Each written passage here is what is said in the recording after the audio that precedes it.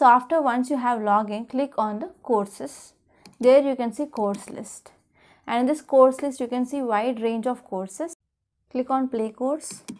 Then you can see 3 demo videos before purchasing of course, and after purchasing of course you can see entire course here. You can select on the video and try to play. A very good evening to one and all. So the topic that we're going to cover up in today's lecture is Shanghai Cooperation Organization, SCO. Hello all, welcome to the lecture. A very important topic we are going to cover up in today's lecture, that is Indo-Pacific. Every day in newspaper we are hearing this word Indo-Pacific region and the importance strategically, how important is this region for India, and a lot of countries they are showing interest in this particular region. So let us just cover up that why Indo-Pacific is an important arena to discuss. So you will see that how the history started, right? It was the Japanese Prime Minister Shinzo Abe who referred to the confluence of the Indian and Pacific Oceans when he gave a speech in Indian Parliament in 2007. And he said as the dynamic coupling as seas of freedom and of prosperity in the broader Asia. So the focus of Japanese Prime Minister August 2007 speech in the Indian Parliament was on security of the sea lanes linking the two oceans. We will see that in the academic discourse relating to such maritime security issues of the Indian Pacific, okay, the first time they were carried out in the paper that was published in 2007 by the Institute of Defence Studies, New Delhi. So it was a result of consultations between IDSA and the Japan Institute of International Affairs, JIIA, that was held in New Delhi. And from 2010 onwards, this was the time period precisely when this particular term Indo-Pacific required, lot of importance with the Indian government, and has since been used by Indians' apex political leadership also. From 2011 onwards, if I look at the term Indo-Pacific, okay, this particular term has been used frequently by strategic analysts and high-level government military leadership in Australia, Japan and US. Okay, so it is being lot more frequently being used increasingly in geopolitical discourse. Now, what is the importance of Indo-Pacific regions? Now, see, countries that are there in Indo-Pacific region, if I look at the map, they naturally come up together to talk about securing certain order and structure in the peace and stability in the region, okay? And not just India, various other countries are using this term Indo-Pacific on one-to-one basis. You will see when our Minister of External Affairs, S. Jaishankar, he visited Russia. He said that Indo-Pacific is one of the new concepts that is emerging, okay, and the approaches that are thrown up by the changing world. So we know as a country that how significant this particular area is, Indo-Pacific region. Prime Minister Modi also, he stressed the need for safeguarding the freedom and stability of the Indo-Pacific as when he met the French President Emmanuel Macron. That time also the concern has been laid down. We already know the growing engagement of China in this region, right? And China, with lot of efforts to defense, to trade routes, wants to, completely take control of the region. So you will see that a track 1.5 dialogue, it was held between India, it was held between France, it was held between Australia, and the focus was on identification of security challenges and sustaining issues in the Indo-Pacific. So track 1.5 dialogues are conversations that include your mix of governmental officials who participate in an unofficial capacity. That is the meaning of track 1.5 diplomacy, okay. Non-governmental experts are also part of it. The presence of 4 big economies, if I talk about US, China, India and Japan, they enhances the importance of Indo-Pacific. Recently only, when there was a visit of a US envoy to India, he very clearly said that we want a peaceful Indo-Pacific. And we also know, America knows how important the Indo-Pacific region is for India. S. Shankar was also there, right? So then he gave a statement that we will work closely with India to monitor the growing situations in the Indo-Pacific region and full-heartedly work, okay, for the protection of this particular region. So we could see that Indo-Pacific is one region, right? It is very close to our borders. It is very, very close to our borders. We are already facing a lot of issues on the land territorial borders, and oceans have also become another very important major concerns. Now, if I want to interpret this Indo-Pacific, how I'm going to interpret? So, Indo-Pacific is interpreted differently by different countries. So, there are mainly three versions of the interpretation. The Indian version, when we talk about Indo-Pacific, we see as an inclusive space for all stakeholders based on some common interest, right? So, from India's view on Indo-Pacific, it recognizes strategic interconnection with regard to the common opportunities and challenges shared by the Indian Ocean and the Pacific region. When US come forwards to interpret the Indo-Pacific, that is the meaning of Indo-Pacific, Indian Ocean and Pacific region, right? So, US version interprets what? A free and open Indo-Pacific based on a rule-based order. Very different interpretation. So, we interpret it differently, America interpreted differently.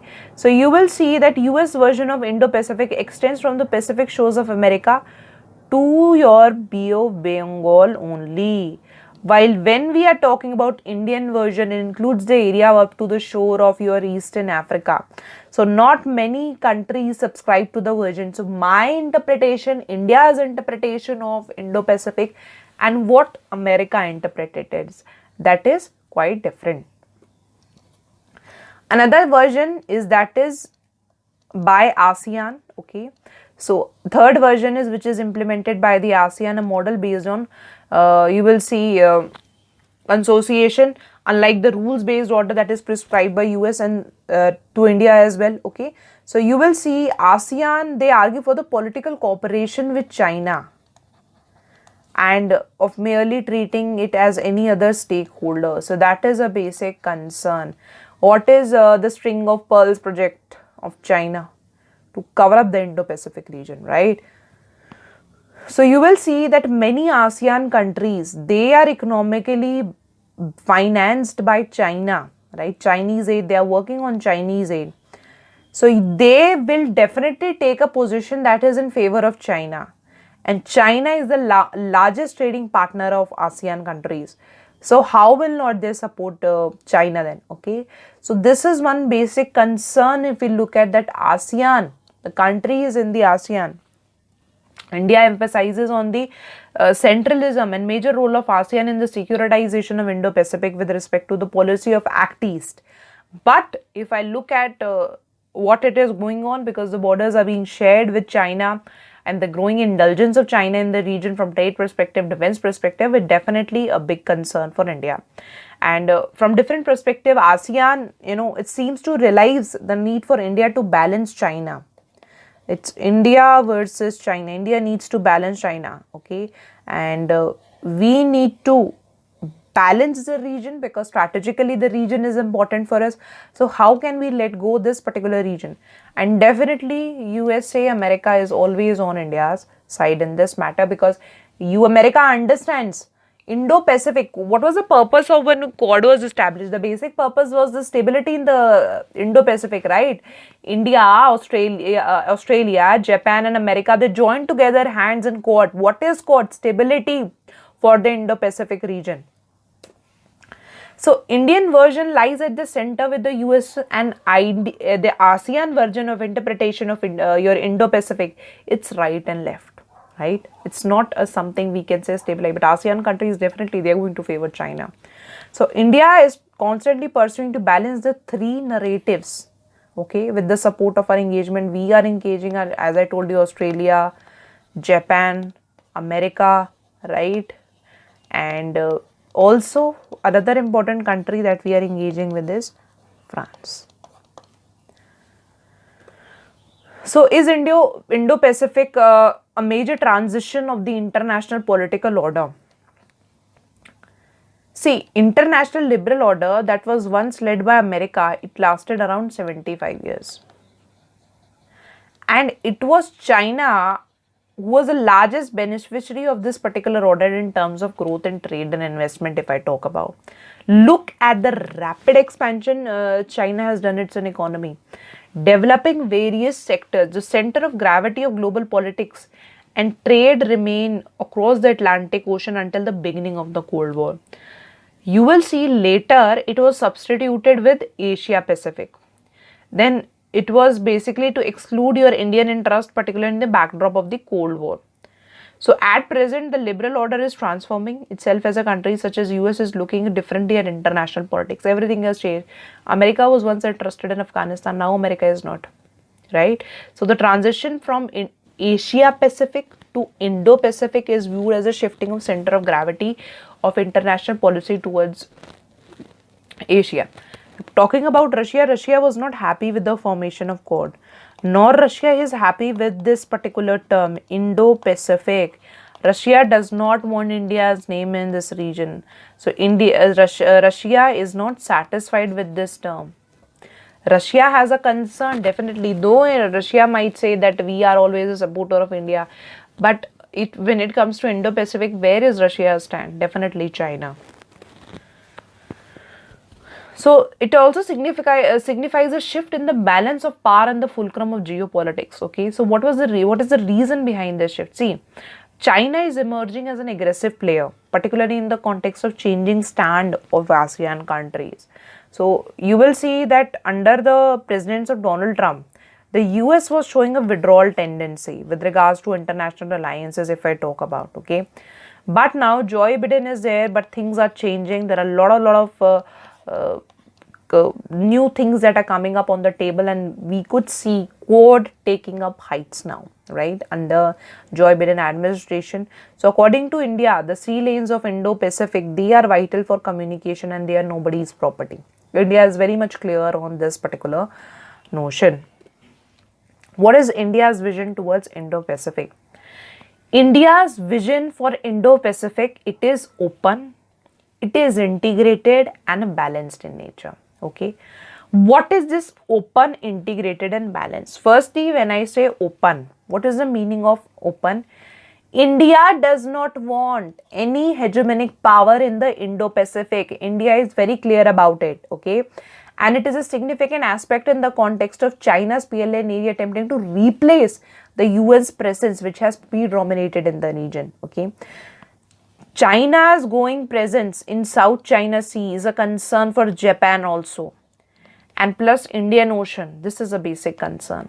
So open, integrated. What is the meaning of integrated? India aspires to transform a divided region into a integrated one, more connected one, particularly in the case of ASEAN, because I just told you ASEAN countries, they are working on the aid of China.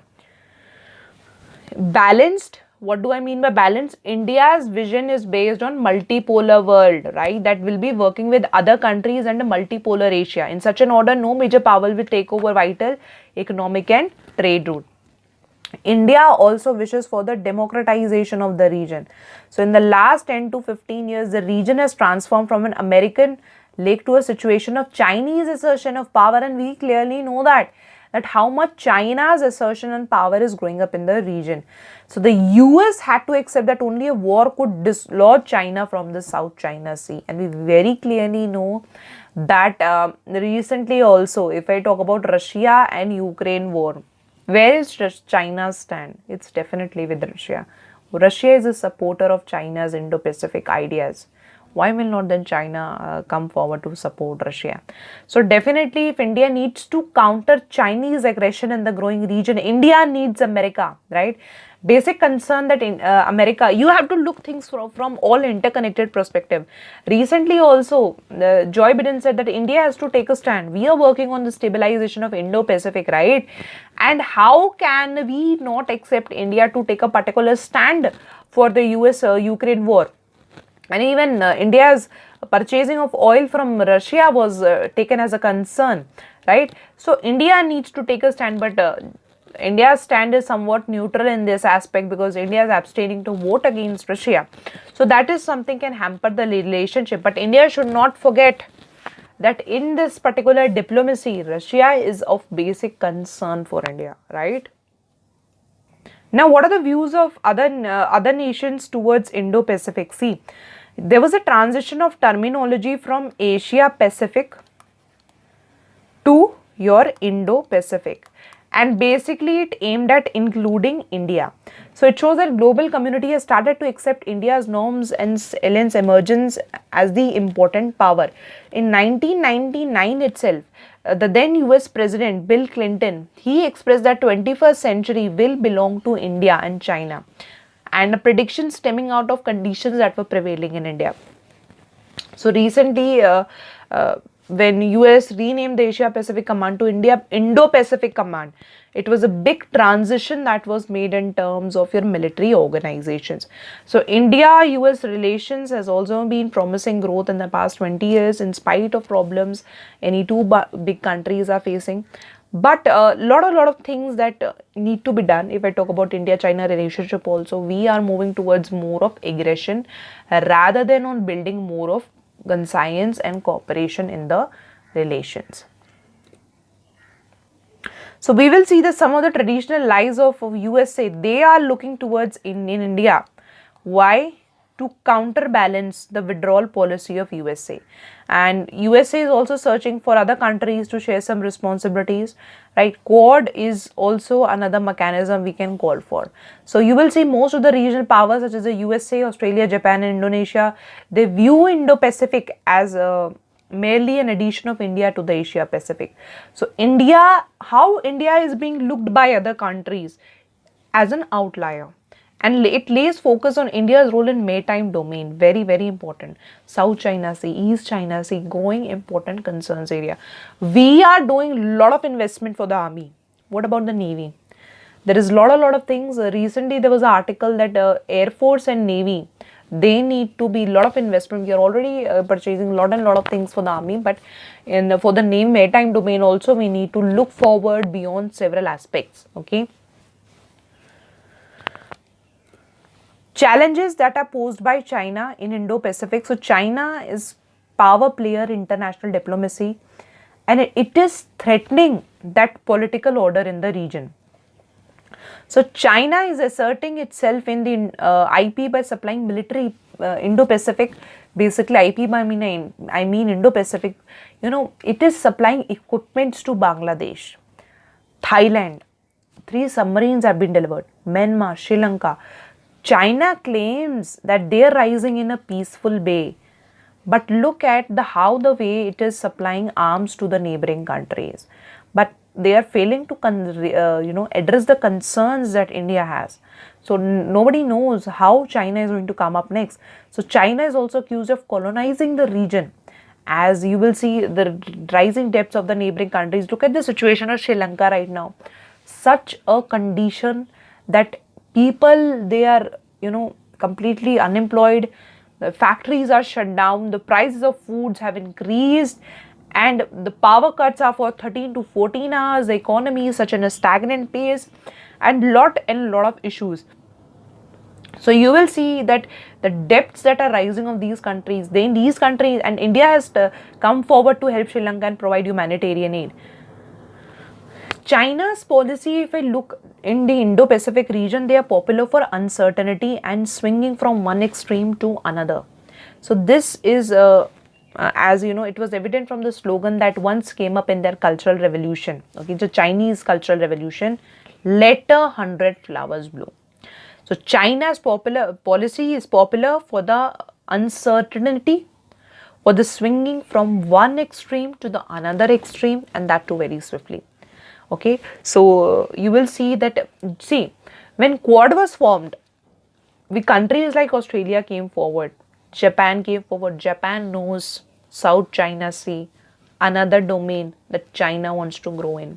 Okay, so there are lot of concerns lot of countries, there will be supporters of China. I just precisely talk about the ASEAN countries. There will be countries who are strategically concerned about China's growing intelligence in the region.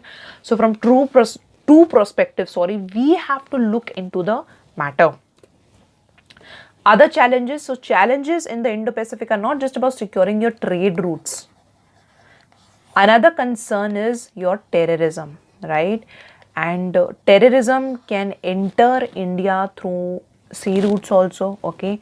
And Indo-Pacific is a very, very important concern. So maritime security and maritime domain awareness, they are central to the concept of Indo-Pacific. There is just a political rhetoric that describes the Indo-Pacific as an arc of prosperity where everyone can work together, right? We don't need any particular assertion in the area. A lot of opportunities are there in the region. If I look at the region, Indo-Pacific region, from trade perspective, economic, political. So there needs to be, what is the way forward? There needs to be collaboration, there needs to be dialogues, but what is happening, it's completely opposite. So India is looking towards a multipolar world order and a resolution that all like-minded countries, they come together to counter any challenge that may come tomorrow in the multipolar world, right? So India wants an international order which is rule bound. So there are worries regarding countries that try to challenge this order by force or coercion. And for the Indo-Pacific, strategically important, from the concept of trade important, terrorism, right? So it is, see, Pakistan Prime Minister Imran Khan, a hotbed for terrorism, he said that is operating at regions in vicinity in Indo-Pacific, and this he admitted it that. So we need to see the concerns that can come up in the future in this particular region. With this, we end our lecture here. Thank you. Go to Google and type Rathod's IAS. Then you can see our website, Rathod's IAS Academy. There you have to click on login or register in the blue color. So if you have not registered yet, you have to click on do not have account and fill the details. You have to give your name, email ID, your mobile number and password, and finally you can click on this register button. And once your details are filled, then registration will be successful, and click on OK. And come back and click again on login and register, and you have to log in now. So once you have login, click on the courses. There you can see course list, and in this course list you can see wide range of courses. Click on play course. Then you can see 3 demo videos before purchasing of course, and after purchasing of course you can see entire course here. You can select on the video and try to play. A very good evening to one and all. So the topic that we're going to cover up in today's lecture is Shanghai Cooperation Organization, SCO. For quality and very, very important from exam point of view. So let us just start with our topic. So how we are going to move forward with SCO, okay? So basically we will start with SCO, the timings, when it was actually created, the member organizations, okay? Everything we are going to cover up in today's lecture, right?